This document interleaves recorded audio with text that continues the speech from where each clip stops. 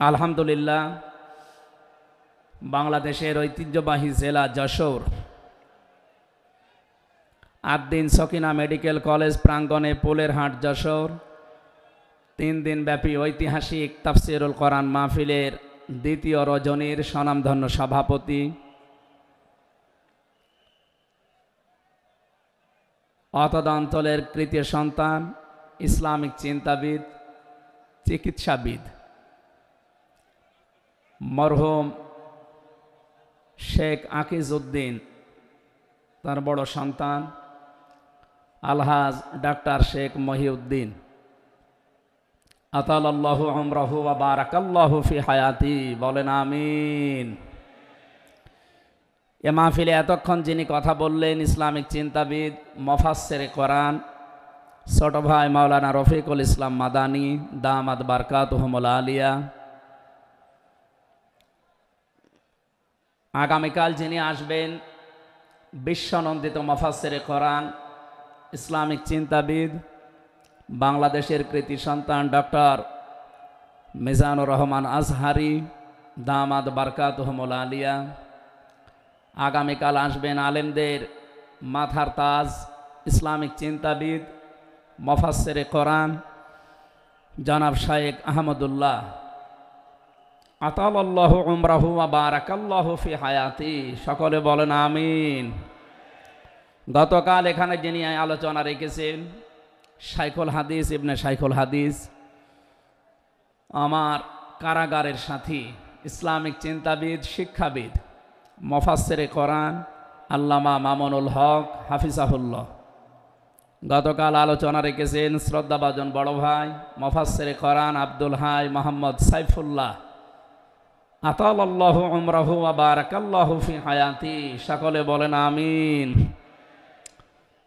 মঞ্চের ডানে বামে যারা আছেন সম্মানিত ব্যক্তিবর্গ, সামনে বসা মুসলমান ভাইরা, পর্দার আড়ালের সম্মানিতা মা এবং বোনেরা, প্রশাসনের ভাইরা, প্রাণ প্রিয় যশোরবাসী,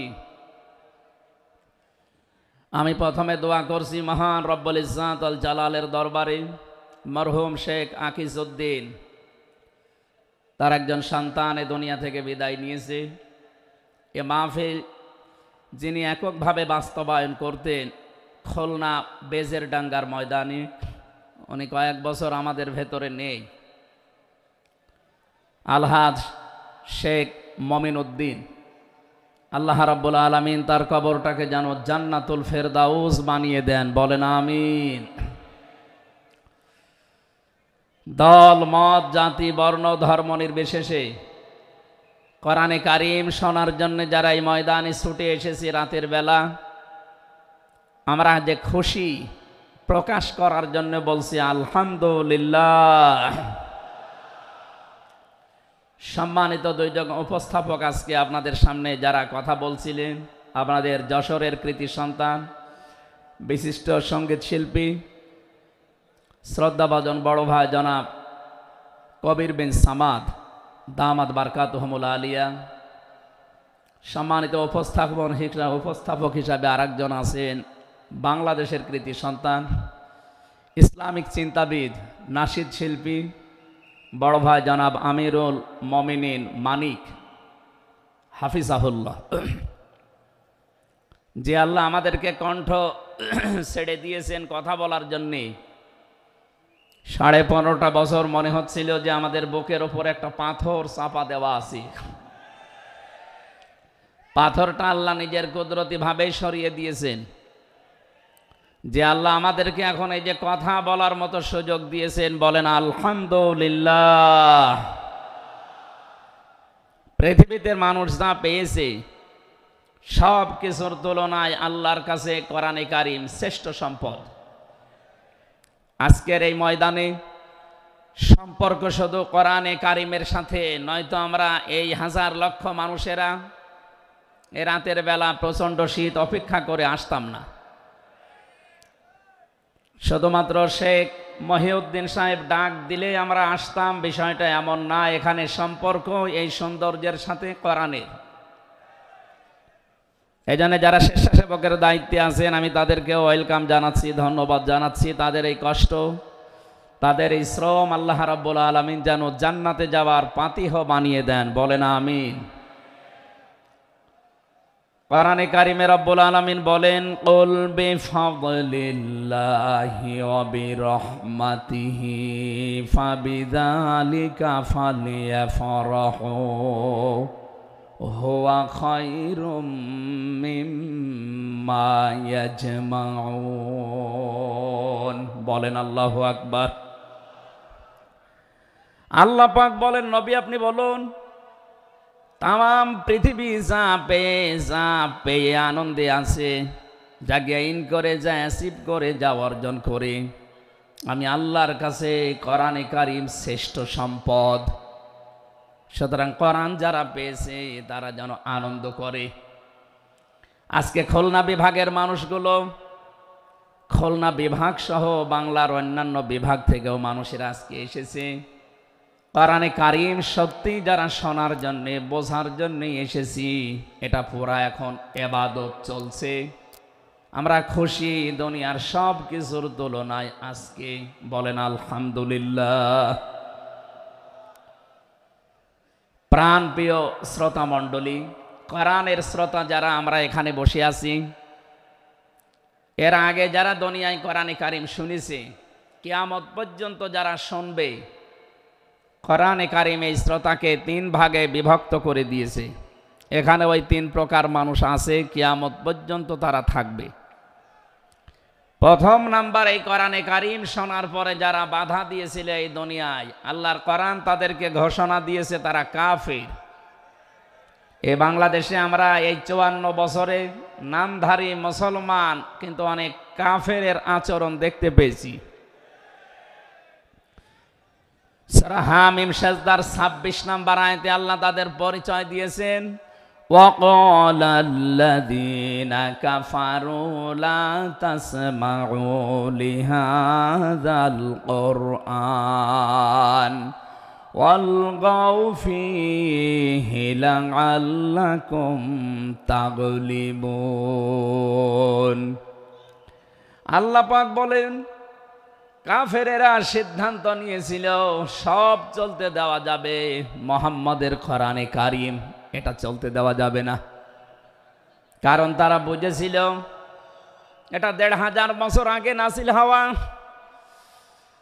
ভালোভাবে আবু জেহেল টের পেয়েছিল, বুঝেছিল এ কোরআনে কারিম মুহাম্মদুর রাসূলুল্লাহ যেটা বোঝাতে চায়, এটা যদি সত্যি জনগণ বুঝতে পারে আর মেনে নেয়, আমি যে অবৈধ চেয়ারে বসে আছি এই চেয়ার থাকবে না।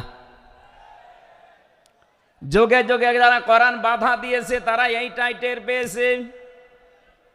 তারা খুব ভালোভাবে জানে কোরআন যারা প্রচার করে, সত্যিই কোরআনের এই কথাগুলো যদি সাধারণ মানুষেরা, জনগণ বুঝে ফেলে, আমরা যে শয়তানি করি, আমরা যে অবৈধভাবে টিকে আছি, এইটা থাকবে না। এই জন্য বাস্তবতা হচ্ছে কোরআন শুনলে বাধা দেবে এরা 1 নম্বরে কাফের। আমরা জানি কাফের মারা গেলে জানাজা হয় না, হয়? বলেন বলেন। কাফেরের জন্য দোয়া করাও জায়েজ নেই। আল্লাহ রাব্বুল আলামিন বলেন, মা কানা লিন-নাবিয়্যি ওয়াল্লাযীনা আমানু আইয়াস্তাগফিরু লিল মুশরিকিন ওয়ালাউ কানু উলি কুরবা মিন বা'দি মা তাবায়্যানা লাহুম আন্নাহুম আসহাবুল জাহিম। সূরা তাওবা 113 নম্বর আয়াতে আল্লাহ জানিয়েছেন, হযরত ইব্রাহিম আলাইহিস সালাম সম্পর্কে যদি আয়াতটা নাযিল হওয়া, তাম দুনিয়ার মানুষকে উদ্দেশ্য করা আয়াত দিয়ে, হে নবী, কোন নবীর জন্যে, কোন ইমানদারের জন্যে এটা জায়েজ না, শোভনীয় না, উচিত না যে কোনো মুশরিক মারা গেলে তার জন্য আল্লাহর কাছে সে ক্ষমা চাবে, ইস্তেগফার করবে। ওয়ালাউ কানু লি কুরবা, আল্লাহ পাক বলেন যদিও ওইটা নিজের নিকট আত্মীয় হয়, মা তাবাজ্জানা লাহুম আন্নাহুম আসহাবুল জাহিম, যার প্রতি এটা প্রমাণ হয়ে গেছে যে লোকটা জাহান্নামে যাবে, যার কাজকর্ম, যার ঈমান আমল আকীদা দেখে টের পাওয়া যায়, এইরকম মানুষের জন্য কোনো ঈমানদার না কোনো নবীর জন্যেও দোয়া করা, ইস্তেগফার করা জায়েজ নেই। বলেন নাউজুবিল্লাহ।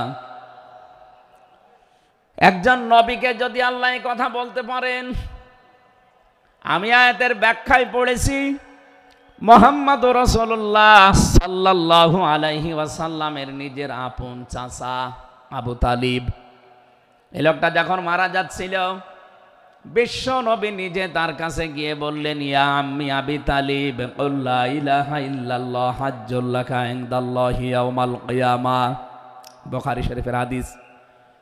ডাক দিয়ে বললেন, হে চাচা, জোরে বলা লাগবে না, আওয়াজগুলো শুধু আমার কানের কাছে মুখটা নিয়ে আস্তে করে আপনি বলেন, লা ইলাহা ইল্লাল্লাহ, জোরে লা ইলাহা ইল্লাল্লাহ, লা ইলাহা ইল্লাল্লাহ, লা ইলাহা ইল্লাল্লাহ মুহাম্মাদুর রাসূলুল্লাহ। আপনি শুধু আল্লাহর একাত্মবাদের স্বীকৃতি দেন আমার কানের কাছে, রিসালাতের ঘোষণাটা দেওয়া লাগবে না, শুধু আল্লাহর ঘোষণাটা আমার কানের কাছে শোনান। কিয়ামতের দিন আমি আপনার জন্য আল্লাহর দরবারে ঝগড়া করে জান্নাতে নিয়ে যাব। পাশে যারা দাঁড়িয়েছিল তাদের কারণে লোকটা পড়তে পারে নাই, নবীজির মন খারাপ হয়ে গেল। সঙ্গে সঙ্গে সূরা কাসাসের 56 নাম্বার আয়াত নিয়ে ফেরেশতা জিবরাইল হাজির হয়ে গেছে। ইন্নাকা লা তাহদি মান আহবাবতা ওয়ালাকিন্নাল্লাহা ইয়াহদি মাইয়াশা ওয়া হুয়া আ'লামু বিল মুহতাদিন। আল্লাহ পাক বলেন, হে নবী, আপনি যাকে ভালোবাসেন, যাকে পছন্দ করেন, যাকে মনে করবেন আপনি হেদায়েত দেবেন না, আপনি পারবেন না, কারণ হেদায়েত আমি আল্লাহ আপনার হাতে দেইনি। হেদায়েত আমি আল্লাহ নিজের হাতে রেখে দিয়েছি। আমি আল্লাহ যাকে ইচ্ছা তাকে এটা দান করি, আর আমি আপনার চাইতে ভালো জানি যে হেদায়েত পাবে কে। জেলখানার ভেতরে 3টা বছর আল্লামা মামুনুল হক হাফিজাহুল্লাহ, আমরা দুইজন এক জায়গায় ছিলাম। সকালে এবং দুপুরের খাবার আমরা এক জায়গায় খেতাম। মাঝে মাঝে আমারে বলতেন যে হামজা, বাইরে যদি আল্লাহ নিয়ে যায় কোনোদিন কাফেরের জানাজায় যাব না, পড়াবো না। আমারে বারবার জিজ্ঞাসা করেছি, ভাই আপনি কাফের পান কোথায়? বাংলাদেশে তো সেরকম কাফের আমরা দেখি না। উনি আয়াতটা আমাকে শুনিয়ে বলেছিলেন, কাফের তো তারা যারা আল্লাহর কোরআনে বাধা দেয়। সুতরাং এই দেশে যারা কোরআনে বাধা দেবে সে ডাইরেক্ট হোক ইনডাইরেক্ট হোক, সূরা হামিম সেজদার 26 নম্বর আয়াতের দলিল অনুযায়ী লোকটা কাফের। কাফেরের জানাজা পড়া কিন্তু হারাম। আমার মনে হয় এখন দেশের অবস্থা যা, আমরা যদি এই সিদ্ধান্তে উপনীত হতে পারি যে কাফেরের জানাজা বন্ধ হয়ে যাবে, আগামীতে কোরআনে কারিম বাধা দেওয়ার মতো সাহস অনেকেই করবে না। কোরআনে কারিমের শ্রোতা 1 নম্বরে পেলাম যারা কাফের। 15.5 বছর থেকে শুরু করে 54 বছর আমরা যা দেখলাম, অনেকেই কিন্তু ডাইরেক্ট ইনডাইরেক্ট বাধা দিয়েছেন। এখনো যদি ওইরকম মানুষ থাকেন এই দেশে, আপনি তাওবা করবেন, আপনি সংশোধিত হয়ে যাবেন। আর যেহেতু এখন সংস্কার চলছে, আপনি নিজেকেও সংস্কার করে নেবেন। কোরআনের শ্রোতা হিসাবে আমরা 2 নম্বরে পেয়েছি তাদের নাম, আল্লাহ রাব্বুল আলামিন বলেন, ওয়াইদা কিলা লাহুম তাআলাউ ইলা মা আনজালাল্লাহু ওয়া ইলার রাসূলি রাআইতাল মুনাফিকিনা ইয়াসুদ্দুনা আনকা সুদুদা। সূরা নিসার 61 নম্বর আয়াতে আছে, হে নবী, মানুষদেরকে আপনি যখন বলবেন আসো আল্লাহর বিধানের দিকে আসো, রাসূলের জীবনের দিকে আসো, আপনি দেখতে পাবেন অনেক মানুষ শুনতেও আসবে কোরআন, আপনার কথাও শুনতে আসবে, কিন্তু যখন দেখবে যে এগুলো কোরআনের সাথে আমাদের জীবনের মিল নেই, রাসূলের এই আদর্শের দিকে ডাকে, এগুলোর সাথে বাস্তবতা আমাদের মেলে না, রাআইতাল মুনাফিকিনা ইয়াসুদ্দুনা আনকা সুদুদা, আপনি দেখতে পাবেন ও মানুষগুলো আস্তে করে আপনার কাছ থেকে পেছন ফিরে কেটে পড়ছে। বলেন নাউজুবিল্লাহ।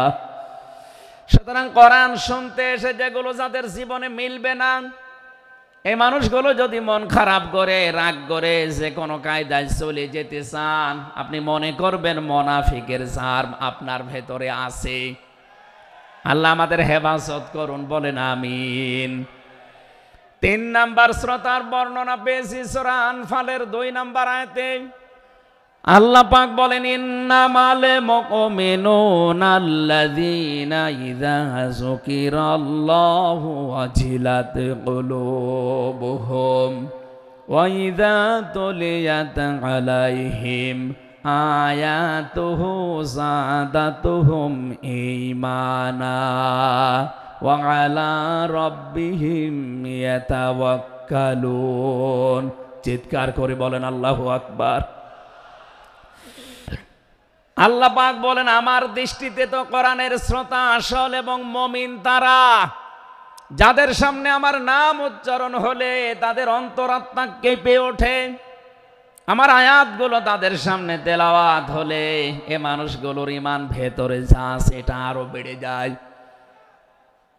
এখানে যাদাতুহুম ঈমান আর ব্যাখ্যায় আমি দেখেছি, শরীরের পশমগুলো দেখবেন আপনি হঠাৎ খাড়া হয়ে যাবে, বাম স্তনের 2 আঙ্গুল নিচে একটা গোস্তের টুকরা আছে, ওটা কাঁপবে, কাঁপাকাঁপি করবে, একটা অনির্বচন শোক আপনি আলাদা অনুভব করবেন।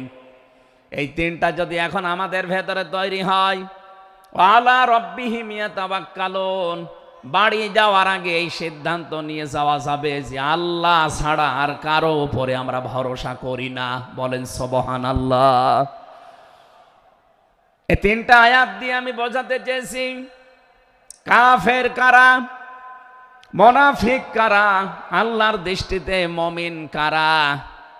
3 নাম্বারে এই তরিকায় যদি আমরা এই 3টি গুণ অর্জন করতে পারি, আজকে আল্লাহর কথাগুলো শুনলে আপনার ভেতরে কাঁপ ধরবে। 2 নাম্বারে আল্লাহর আয়াত তেলাওয়াত হবে, যখন বুঝতে পারবেন যে কি বলে, ওয়াইদা সামিউ মা উনজিলা ইলার রাসূলি তারা আয়ুনাহুম তাফিদু মিনাদ দামি মিম্মা আরাফু মিনাল হক ইয়াকুলুনা রব্বানা আমান্না ফাকতুবনা মা'আশ শাহিদিন। সূরা মায়েদা 7 নাম্বার পারার 1 নাম্বার পৃষ্ঠার 1 নাম্বার লাইনের 83 নাম্বার আয়াতে আছে।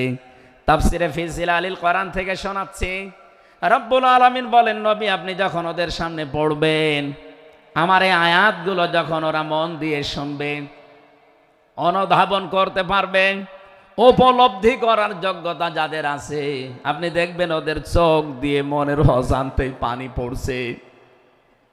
এজন্য অ্যাক্টিভ হন আরো, কারণ কোরআন শোনার 2টা নিয়ম আল্লাহ দিয়েছেন, ফাসতামিউ লাহু ওয়া আনসিতু। শুধু শোনা না, তাহলে সামিয়া দিতেন। আল্লাহ ফাসতামিউ দিয়েছেন, এজন্য মনোযোগ সহকারে শুনতে হবে। আজকের তেলাওয়াতকৃত আয়াত থেকে আমরা তাফসীর আকারে কথা বলবো ইনশাআল্লাহ। 2 নাম্বারে চুপ থাকা লাগবে। আমি এখনো অনেককে দেখতে পাচ্ছি এদিকে ওদিকে তাকাচ্ছেন, গল্প করছেন। আশা করছি কোরআনে বর্ণিত আল্লাহর এই 2টা নির্দেশ আপনি মেনে নেবেন। এক নম্বরে চুপ থাকবেন, দুই নম্বরে মনোযোগ সহকারে শুনবেন। লাআল্লাকুম তুরহামুন, আশা করা যায় আল্লাহর রহমত এখানে নাজিল হবে। আল্লাহ আমাদেরকে আয়াতটা মেনে চলার তৌফিক দেন, বলেন আমিন। এজন্য কোরআনের আলোচনা শুনলে সবার চোখে পানি আসবে না। যারা এটা উপলব্ধি করতে পারবে, অনুধাবন করতে পারবে, আপনি দেখবেন তাদের মনের অজান্তেই কখন যেন চোখ দিয়ে পানি গড়িয়ে পড়ছে, তারা নিজেরাও টের পাবে না। আল্লাহ যেন এই 3 নাম্বার এই প্রকার শ্রোতা হিসাবে আমাদের কবুল করেন, বলেন আমিন। দরুদ আর সালাম পাঠ করছি আমাদের নবী মুহাম্মদুর রাসূলুল্লাহ সাল্লাল্লাহু আলাইহি ওয়াসাল্লামের প্রতি, যার প্রতি কোরআনে কারীম আল্লাহ নাযিল করেছেন। সেই কোরআনকে যদি আপনি জিজ্ঞাসা করেন, হে কোরআন, যার উপরে নাজিল হলে তার সম্পর্কে তোমার ভেতরে কোনো কিছু আছে, কোনো পরিচয়? আল্লাহ রাব্বুল আলামিনের কোরআন আমাদেরকে শোনাচ্ছে, ওয়াইদ ক্বালা রাব্বু ওয়াইদ ক্বালা ঈসা ইবনু মারইয়ামা ইন্নী রাসূলুল্লাহি ইলাইকুম মুসাদ্দিকাল লিমা বাইনা ইয়াদাইয়া মিনাত তাওরাত। আয়াতের শেষের দিকে আল্লাহ ইসমহু আহমাদ এই শব্দ দিয়ে জানিয়েছেন, হযরত ঈসা আলাইহিস সালাম তিনি জানিয়ে গিয়েছেন এই পৃথিবীতে আমার পরে একজন নবী আসবে যার নাম হবে আহমাদ। আমাদের নবীর পরিচয়টা আল্লাহ কোরআনে কারীম যিনি নাজিল করলেন তার উপরে, তার ভেতরেই তার নামটা আল্লাহ সংরক্ষণ করে দিয়েছেন। প্রশ্ন আসতে পারে, এক একজনের তো বহু নাম আমরা দেখি, হে কোরআন তোমার ভেতরে কি মুহাম্মাদুর রাসূলুল্লাহ সাল্লাল্লাহু আলাইহি ওয়াসাল্লাম এই নাম তোমার ভেতরে আল্লাহ কি তার সম্পর্কে দিয়েছেন নাকি? আমরা যে তেলাওয়াত করেছি সূরা ফাতিহা, এই সূরা থেকে যেহেতু আজকে আলোচনা করব, এই সূরার প্রথম আয়াতে আমার আল্লাহ আমার নবীর নামকে উল্লেখ করে জানিয়েছেন। এটা 29 নাম্বার আয়াত, মুহাম্মাদুর রাসূলুল্লাহ। সূরা ফাতিহার 29 নাম্বার আয়াতটা আমরা পড়েছি 4 ভাগের 1 ভাগ। এই আয়াত থেকে আমরা আজকের আলোচনার বিষয় সাজিয়েছি। আমার আজকের বিষয়বস্তু, আমরা মুহাম্মাদুর রাসূলুল্লাহর উম্মত হতে চাই। সত্যি যদি আল্লাহর দৃষ্টিতে বিশ্বনবী মুহাম্মাদুর রাসূলুল্লাহর উম্মত আমরা হতে চাই, মাস্ট বি তেলাওয়াতকৃত আয়াতের এই বর্ণিত গুণগুলো আমাদের এখন থেকেই অর্জন আরম্ভ করা লাগবে। আমি সহ যারা এসেছি অবশ্যই আল্লাহ এই গুণগুলো এখন থেকে যেন পালন করার তৌফিক আমাদেরকে দান করেন, আমিন। সূরার নাম সূরা ফাতিহা, ফাতাহ মানে বিজয়। এ সূরার প্রথম আয়াতের ভেতরে এই শব্দটা আছে, এখান থেকে নামকরণ করা হয়েছে। আল্লাহ রাব্বুল আলামিন বলেন, ইন্না ফাতাহনা লাকা ফাতহাম মুবিনা, অবশ্যই হে নবী আমি আপনাকে একটা সুস্পষ্ট বিজয়ের সুসংবাদ দিচ্ছি। এই বিজয়ের ঘটনা তো ঐতিহাসিকভাবে ইবনে কাসিরের ভেতর থেকে আমি শিক্ষার জন্য এবার বলছি। এদিকে খুব অ্যাক্টিভ হয়ে থাকবেন। এই সূরা ফাতিহার 18 নাম্বার আয়াত, আমার যতটুকু পড়াশোনা আছে, আমার যতটুকু লেখাপড়ার স্টাডি আছে, এখন বাংলাদেশে সবচাইতে বেশি প্রয়োজন সূরা ফাতিহা 18 নাম্বার আয়াত। যে যেখানে আছেন, দাঁড়িয়ে আছেন, বসে আছেন, শুয়ে আছেন, কান এবার খাড়া করে দেন। হুদায়বিয়ার সন্ধির যে ঘটনা আমরা শুনেছি এতদিন পর্যন্ত, শুধু শুনেছি অনেকে, কিন্তু এখান থেকে শিক্ষাটা আজ অনেকে নেয়নি। বাংলাদেশের এখন যে অবস্থা, এই শিক্ষা নেওয়ার সময় এখনই। নবীজি 1400 মানুষ নিয়ে এসেছিলেন সাহাবায়ে কেরাম নিয়ে হজ করার জন্যে। হুদায়বিয়া নামক যে জায়গাটা, এখন কূপ আছে এখানে, এই জায়গায় নবীজি আশ্রয় নিলে আস্তানা গাড়লেন, তাঁবু গাড়লেন। কাফেরদের পক্ষ থেকে এখানে প্রতিবন্ধকতা সৃষ্টি করা হয়েছে যে না, আপনাদেরকে আমরা আর যেতে দেব না। বিশ্বনবী তাদেরকে প্রস্তাব দিলেন যে আমরা কিচ্ছু নিয়ে আসিনি, সাথে করে শুধু হজ করেই চলে যাব। কাফেরদের পক্ষ থেকে আওয়াজ এলো না, আপনাকে আমরা যেতে দেব না, তবে আমাদের একটা প্রস্তাব আছে, আপনি যদি আগামী বছরে আসেন হজ করে যেতে পারবেন, কিন্তু এবছরে আপনাদেরকে আমরা আল্লাহর ঘর কাবায় যেতে দেব না। কি নিষ্ঠুর আচরণ তাকান! আল্লাহ পাকের নবী আল্লাহর ঘর তাওয়াফ করবে, বাধা দিচ্ছে যারা আল্লাহকে বিশ্বাস করে না তারা। এ বাংলাদেশে 50টা বছর কোরআনে কারিম প্রচার করেছে যারা, কোরআনের পাখি শহীদ আল্লামা দেলাওয়ার হোসাইন সাইদি রহমতুল্লাহ আলাইহি, তার নামে মামলা দেওয়া হয়, কেস দেওয়া হয়, তিনি নাকি ধর্মীয় অনুভূতিতে আঘাত দিয়েছে। আমার তো মনে হয় 1500 বছর আগে নবীজিকে যারা বাধা দিয়েছিল আল্লাহর ঘর কাবায় হজ করতে দেবে না, 1500 বছর পরে যেন তাদের প্রেতাত্মারাই ফিরে এসেছে। আল্লাহর নবী বললেন ঠিক আছে, ওসমানকে পাঠালাম। হযরত ওসমান ইবনে আফফান রাদিয়াল্লাহু তাআলা আনহু তিনি গেলেন। হযরত ওসমানকে তারা আটক করার পরে ঘোষণা দিয়ে দিল কতিলা ওসমান ইবনে আফফান, ওসমানকে হত্যা করা হয়েছে। এ সংবাদ যখন নবীজির কাছে এসেছে, যশোরবাসী খুব খেয়াল করেন, এখানে হযরতে ওসমানকে তারা হত্যা করার ঘোষণা দিয়ে মিথ্যা একটা সংবাদ পাঠিয়ে দিয়েছে নবীজির কাছে। নবীজি সাহাবায়ে কেরামকে বললেন, যারা ইহরামের কাপড় পরে এসেছিলে সব এখন খুলে ফেলো। সাহাবায়ে কেরাম বলেন, হে রাসূল, ইহরামের কাপড় খুললে হজ? বলে হজ আগামী বছর। ও বাংলার মুসলমানেরা, আমি কেন বলছি এই আয়াতটা 2-1 মিনিট পরে আপনি টের পাবেন। দ্বিতীয় নম্বর, নবীজি বললেন আজকে রমজান মাস, এটা এ রমজান মাসের এখন আর আধা ঘন্টা 1 ঘন্টার সময় আছে মাত্র ইফতারি করার, এখনই ভেঙে ফেলো, ইফতারি করে ফেলো। দরকার আগামীতে রোজা আবার রমজানের সিয়াম আবার করে দেওয়া যাবে। যে 2টা সিদ্ধান্ত নিলেন, 2টাই ফরজ, একটা রোজা একটা হজ। নবীজি কিন্তু জানতেন ইহরামের কাপড় খুলে ফেললে হজ ভেঙে যাবে, আর একটু পরেই তো ইফতারি করলে রোজাটা হয়ে যায়। বিশ্ব নবী বলেন না, এক্ষুনি রোজা ভেঙে ফেলো। আবার বলছে কান খাড়া করেন, আমি কিন্তু 2 মিনিটের ভেতরে জায়গায় যাব। এত বড় 2টা বড় বড় ফরজ বিধান নবীজি লঙ্ঘন করছেন, কারণটা কি? কারণ একটাই, ওরা একজন নিরপরাধ মানুষকে আটক করে হত্যার ঘোষণা দিয়েছে।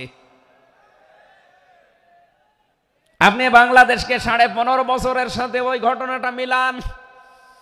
একটা নিরপরাধ মানুষ, মাত্র একজন, তাকে আটক করে হত্যার ঘোষণা দেওয়ার কারণে যদি নবী মুহাম্মদ রাসূলুল্লাহ হজ ছেড়ে দিতে পারেন, রোজা ছেড়ে দিতে পারেন, তিনি ওই বাবলা গাছের নিচে হাত দিলেন, সাহাবায়ে কেরামকে বললেন আমার হাতের উপরে সবাই হাত লাগাও, আমি আজকে তোমাদেরকে বায়াত গ্রহণ করাবো, শপথ নেব তোমাদের কাছে। 1399 জন নবীর সাথে আছে, আর হযরত ওসমানকে যেহেতু তারা আটক করেছে, এই 1399 জন সবাই নবীজির হাতের উপরে একটার পরে হাত দিতে আছে। বিশ্বনবী ডাক দিয়ে বলেন, সাহাবীরা, জিবরাইল এই মাত্র সূরা ফাতিহা এই সূরার 18 নম্বর আয়াতটা আমাকে তেলাওয়াত করে শুনিয়ে গেল।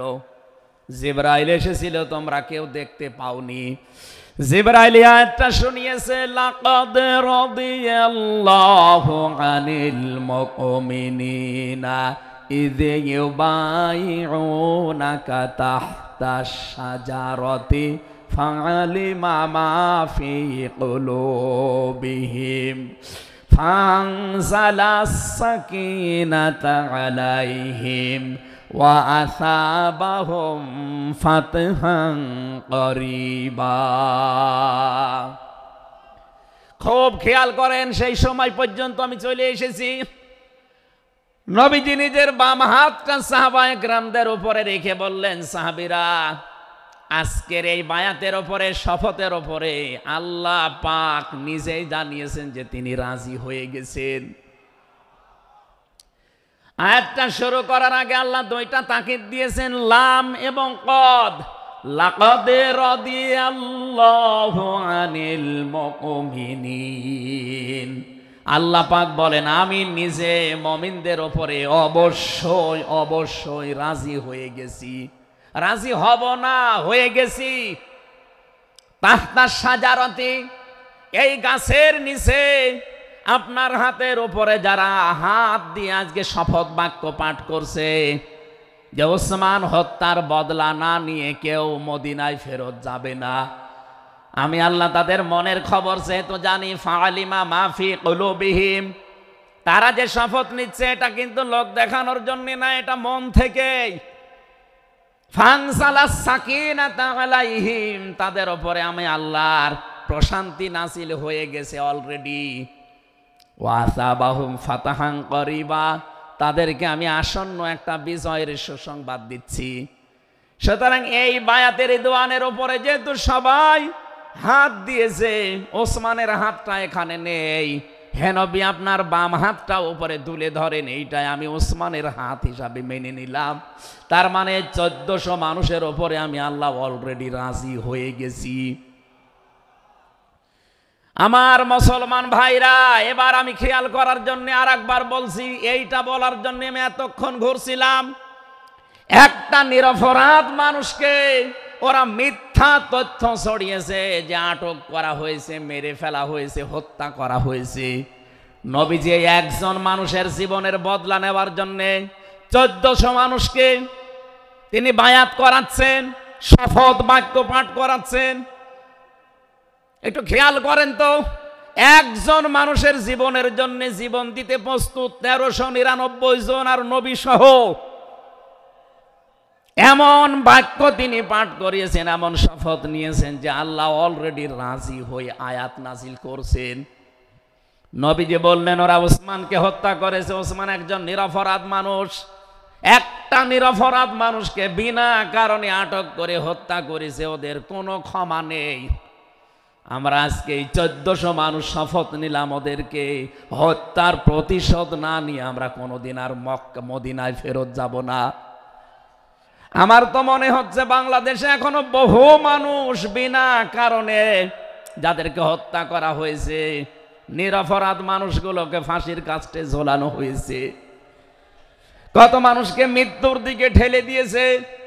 এখনো জিন্দা শহীদ জনাব এটিএম আজহারুল ইসলাম এখনো জেলখানায় পৌঁছতেছে। বানানো বিচার ব্যবস্থা, বানানো বিচারপতি, নিজেদের উকিল, নিজেদের পিপি, নিজেদের সাক্ষী, নিজেদের রায় সব দিয়ে একটা মানুষকে আর 17 বছর আপনি আটক করে রেখেছেন।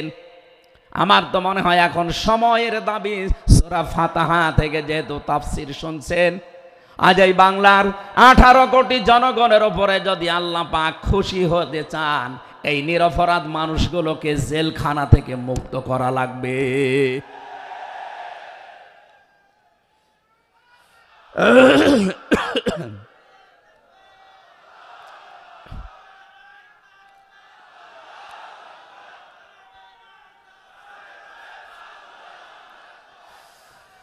যশোরবাসী আল্লাহ রাব্বুল আলামিন এখানে কয়েকটা বিষয় আমাদেরকে উপহার দিতে চেয়েছেন সুসংবাদের মাধ্যমে। 1 নম্বরে আল্লাহ বলেন আমি রাজি হয়ে যাব। 2 নম্বরে ওদের মনের মূল কথাগুলো যেহেতু আমি জানি, সুতরাং যারা নারায়ে তাকবীর আল্লাহু আকবারের স্লোগান দিয়ে এই মাজলুম মানুষটার পক্ষে অবস্থান নিলেন, আমার তো মনে হচ্ছে ফানজালাস সাকিনাতা আলাইহিম, আল্লাহ পাক তার রহমত এখন এদেশের উপরে নাজিল করবে। 2 নম্বরে ওয়াসাবাহুম ফাতাহান করিবা, একেবারে সুপ্রসন্ন নিকটবর্তী একটা নিকটবর্তী বিজয় আমাদেরকে আল্লাহ এই মাজলুম মানুষটার পক্ষে দাঁড়ানোর কারণে দেবে। আমি আজকেও একজন জেল খাটা মানুষের সাথে কথা বলছিলাম, তিনিও প্রায় 3.5-4 বছর জেলে ছিলেন। তিনি জ্বালাচ্ছিলেন যে হামজা ভাই, আসলে আমরা যারা জেলে ছিলাম তারা ছাড়া এটা বোঝানো সম্ভব না। বহু মানুষ বিনা অপরাধে, বিশেষ করে 15.5 বছরে তো হবেই, বিনা কারণে বিনা অপরাধে কিচ্ছু জানে না, বছরের পর বছর জেলে পচতেছে। ওরা যদি একজন নিরপরাধ মানুষকে মিথ্যা কথা ছড়িয়ে দেওয়ার কারণে নবী যেরকম সিদ্ধান্ত নিতে পারে, আজ বাংলার 18 কোটি মানুষ দল বেদল সব ভুলে গিয়ে নিরপরাধ যত মানুষ জেলে ভর্তি আছে, গুম হয়েছিল, খুন হয়েছিল যারা, এদের পক্ষে দাঁড়াতে যদি সত্যি আপনি মন থেকে এগিয়ে আসতে পারেন, আল্লাহর কসম আমাদের সামনে আল্লাহ বিজয় দেখাবেন। বিজয় আমরা দেখতে পাচ্ছি সূরা কসস 20 নম্বর পারার 4 নম্বর পৃষ্ঠার 15 নম্বর লাইনের 5 নম্বর আয়াত। বাড়িতে যে আয়াতটার তাফসীর দেখবেন, আল্লাহ রাব্বুল আলামিন বলেন, নুরিদু আন্নামুন্না আলাল্লাযীনা ইসতাদঈফু ফিল আরদ ওয়া নাজআলাহুম আইম্মাতাও ওয়া নাজআলাহুমুল ওয়ারিসিন। আমি আল্লাহ একটা ইচ্ছা করলাম, হাজার হাজার বছর আগে হে নবী, এই পৃথিবীর ময়দানে ফেরাউন নামে একটা লোক ছিল। রাষ্ট্রীয় ক্ষমতায় থাকার কারণে ওই দেশে বিভিন্ন দলে বিদলে বিভক্ত করে মানুষকে রেখেছিল, আর একটা দলকে সে টার্গেট নিয়ে কোণঠাসা করে, ছোট করে, হীন করে রেখেছিল। সেই দলটা ছিল মুসা নবীর দল। আমি আল্লাহ একটা ইচ্ছা করলাম, জমিনের ওপরে যাদেরকে দুর্বল করে রেখেছে ফেরাউন, এই দুর্বল দলের ওপরে আমি আল্লাহ মনন করব। মনন মানে অনুগ্রহ করা, দয়া করা। আমি আল্লাহ দয়া করব তাদের ওপরে, মনন করব। এই কারণ আমি তাদেরকে জমিনের শাসন ক্ষমতায় বসাতে চাই, জমিনের উত্তরাধিকারী তাদেরকে বানিয়ে দিতে চাই। অনুমাক্কিনা লাহুম ফিল আরদ, জমিনের উপরে তাদেরকে আমি ক্ষমতায় বসাবো, এটা আমি আল্লাহর ইচ্ছা। বলেন তো, আল্লাহ যদি কোনো ইচ্ছা করে ওটা রদ করার কেউ আছে? আরো জোরে বলেন, আছে। সুতরাং এই আয়াত দিয়ে আমি যেহেতু 100% আয়াতটা বিশ্বাস করি, হাজার হাজার বছর আগে ফেরাউনের এই জীবনের সাথে, কাহিনীর সাথে, তাফসিরের সাথে আমি বাংলাদেশে আয়াতটা মিলিয়েছি। দেখতে পেয়েছি 2024 সালের 5 আগস্টের পরে একটা দলের সাথে আয়াতটা মিলে যাচ্ছে। আপনি যাই মনে করেন এইটাই বাস্তব। এই 54 বছরে ভুয়া ধোয়া তুলে, ভুয়া চেতনার নাম দিয়ে যাদেরকে কোণঠাসা করে রেখেছিলেন জনগণের কাছ থেকে, আল্লাহ যেন হঠাৎ করে মানুষের মনের ভেতরে তাদের প্রতি পরিবর্তন এনে দিয়েছেন। আল্লাহ পাক যেন এই মানুষগুলোকে একটা মনন করেছেন, একটা দয়া দেখিয়েছেন। অনাজাআলাহুম আইম্মাতান, জমিনের ইমাম তাদেরকে যেন আল্লাহ দিনের পর দিন বানিয়ে দিচ্ছে। তাদের আচার ব্যবহার, তাদের চরিত্র, তাদের ব্যবহার, তাদের মাধুর্যতা, তাদের যে ইখলাস, এগুলো দেখছে আমার আল্লাহ দিনের পরে দিন জমিনের ইমাম তাদেরকে আল্লাহ বানাচ্ছেন। অনাজাআলাহুমুল ওয়ারিসিন, আয়াতের শেষের কথা, আল্লাহ তাদেরকে জমিনের ওয়ারিস বানিয়ে দেবেন। যেহেতু আল্লাহর সিদ্ধান্ত রদ করা যায় না, ফাআলুল লিমা ইউরিদ, তিনি যা ইচ্ছা তাই করেন। ইন্নামা আমরুহু ইযা আরাদা শাইআন আইয়াকুলা লাহু কুন ফায়াকুন। আল্লাহ পাক বলেন, আমি যদি কোনো ইচ্ছা করি শুধু বলি কোন, সঙ্গে সঙ্গে ফায়াকুন হয়ে যায়। কোরআনের ওপর আমার 100% বিশ্বাস নিয়ে কথা বলছি আমি। এই আয়াতগুলো মাস্ট বি আমার আল্লাহ বাংলাদেশে দেখাবেই। বলেন আমিন, আরো জোরে বলেন আমিন। 6 নম্বর আয়াত হচ্ছে অনুমাক্কিনা লাহুম ফিল আরদ, আমি আল্লাহ তাদেরকে জমিনের চেয়ারে ক্ষমতায় বসিয়ে দেব। কেন জানো? অনুরিয়া ফিরাউনা ও হামানা ও জুনুদাহুমা মিনহুম মা কানু ইয়াহযারুন, আমি আল্লাহ দেখাতে চাই ফেরাউনকে, হামানকে আর তার সৈন্যবাহিনীকে, তারা তাদেরকে সবচাইতে বেশি ভয় করত জমিনে যাদেরকে, সেই মুসা নবীর দলকে আমি আল্লাহ জমিনের শাসন ক্ষমতায় বসিয়ে তাদেরকে দেখাবো। এই 54 বছর জালেম এবং মুনাফিকরা সবচাইতে বেশি ভয় বাংলাদেশে যাদেরকে করেছে, তাদের প্রতি মানুষের মন মানসিকতা আল্লাহ ঝুঁকিয়ে দিয়েছেন। এই জন্য কোরআনের আয়াতের উপরে বিশ্বাস করে বলছি, এই বাংলাদেশে যারা নিরপরাধ মানুষ আছে তাদেরকে যদি 5 তারিখের পরে বিভিন্ন আন্দোলনের কারণে, মানবিকতার কারণে ছেড়ে দেওয়া হয়, বিশেষ করে ম্যাডাম খালেদা জিয়াকে আপনি ছেড়ে দিয়েছেন,